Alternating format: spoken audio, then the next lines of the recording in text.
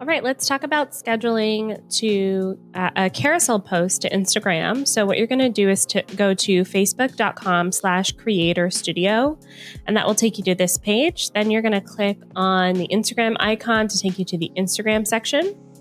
Then you're going to click create post. And in this instance, we're creating a post for the feed. So I'm going to select my account as an example, but you're going to choose whichever one you're working on. You type your caption, and then you add photo. So let me just add one photo and show you what it looks like. I'm just going to pick a random one.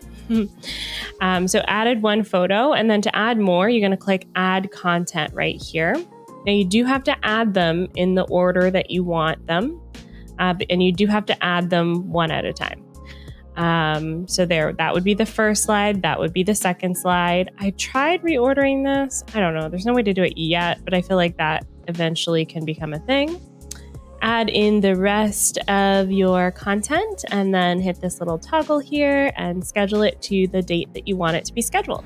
Hey, before you go, I've got to tell you about the Instagram Mindset Guide. It's a free resource that's going to help you strengthen your marketing by strengthening your mindset, and I think you'll love it. Grab it at the link that goes with this video, and I'll see you back here with another video very soon.